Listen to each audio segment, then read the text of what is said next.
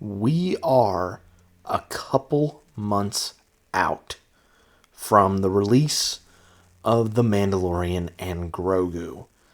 So, I figured, let's make our way back through memory lane. Cast your minds back to 2019. For me, I was starting out college when Disney Plus made its debut. And on debut, there was the first episode of a brand new series that changed people's perspective on what Star Wars was at the time. And gradually over time, it had us feel the highest of highs, and for some others, some pretty low points. But I, personally, had fun all the way throughout. So, after many years of it, being docile, it will return, this time in theaters, with a movie. But before that, let's take a look at how we got here. Welcome to my Mando rewatch series, where I'm going to be chronicling all 3 seasons of The Mandalorian, as well as looking through the Book of Boba Fett, because 1, Mando does appear in that series, and 2, I think it's actually a pretty underrated series. But we're going to talk about that in detail when we get there. But on all paths, there is a beginning. So let us start out with episode 1 of season 1. And this is just titled The Mandalorian. This episode was directed by none other than Mr. Dave Filoni and was written by Jonfavreau. In this episode, a Mandalorian bounty hunter is set on a task to try and find a very interesting target for a very mysterious client. And what he ends up finding is friendship and, later down the line, maybe even potential fathership. But again, we'll talk about that as the time passes. So, like I said, 2019, Star Wars was in a very, very interesting place. Everyone loved The Force Awakens. People were mixed on Last Jedi. And Rise of Skywalker was nearing. But before all that came out, we had this. And people didn't know what to expect. And I would say, for maybe like the first, maybe 8/9, and I say 8/9, because most of this episode is really just following Mando and what he does. Mando is voiced by pedropascal, who we have talked about previously on the channel in The Last of Us and also Fantastic Four First Steps, as well as Materialists. So he's no stranger to the channel here.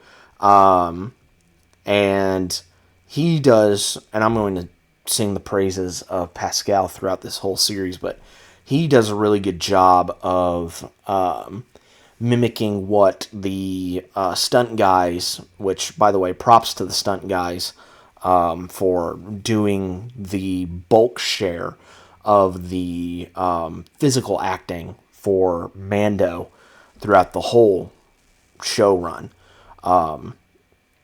I'd want to give them a bit of praise as well, because they do such a really good job with the physical acting.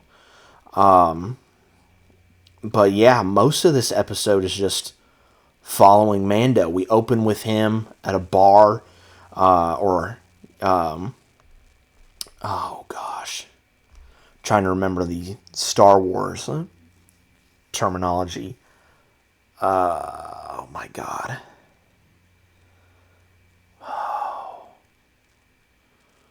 I can't remember it off the top of my head. It's blanking for some reason. But he shows up and, of course, causes some chaos. kills a few people, but is actually there to pick up a bounty for somebody. Takes him back to the Razor Crest and freezes him in carbonite and makes...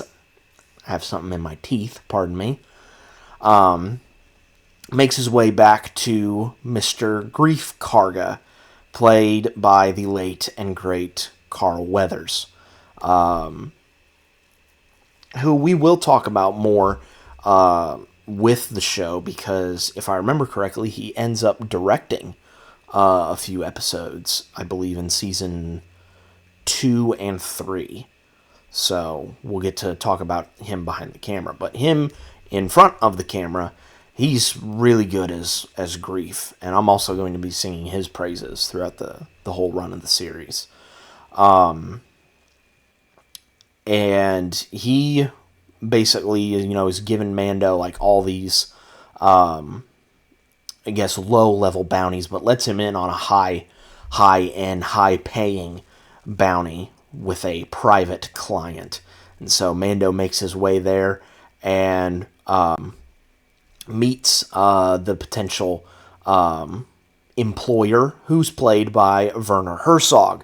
Now, I'm not entirely too familiar with wernerherzog's work and filmography, but here I really like him as who I'm going to deem as the client, because Star Wars just works well, in my opinion, when there's just like something mysterious going on. And Werner Herzog's client is definitely the mysterious type. You don't know exactly what he wants with this bounty, but he has a scientist, Dr. Pershing, who we are also going to learn more about as the show unfolds. But Werner Herzog's client basically wants the bounty alive, but if things get bad, proof of death will also work as well. So Mando makes his way to where the target is and ends up being attacked by some creatures. I can't remember the name of them off the top of my head, but ends up running into one who is actually riding said creature. We will later come to find out that this creature is actually named Quill, who is voiced by the legendary Nick Nolte, who we just talked about in Crime 101, and also a whole host of other works as well. I think the only other thing that I might know him from is Over the Hedge, where he played the bear. Can't remember the name of the bear off the top of my head, but I do remember that he voiced the bear in Over the Hedge.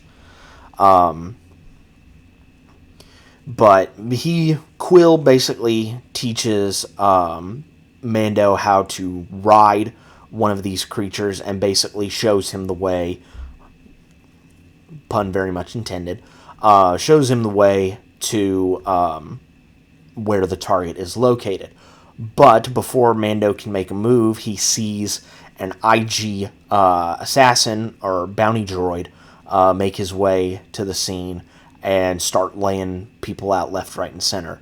The IG droid, who we will later christen IG-88, is voiced by none other than taikawaititi, who gave us Thor Ragnarok, which everyone loved, and Thor Love and Thunder, which mostly everyone hated. So, but other than his Marvel works, he has given us What We Do in the Shadows, the movie, as well as Jojo Rabbit. So, and he's also acted in other movies like, James Gunn's Suicide Squad, as well as Green Lantern. So, very much mixed bag when it comes to his career. But here he's really good as IG-88. He's really good as IG-88. And his chemistry between Mando and stuff is really good in the fight scene leading into where they enter into the building, where he's like, okay, I'm going to initiate self-destruct, and we're just gonna piece out of this. And Mando's like, no, don't initiate your self-destruct. I have an idea.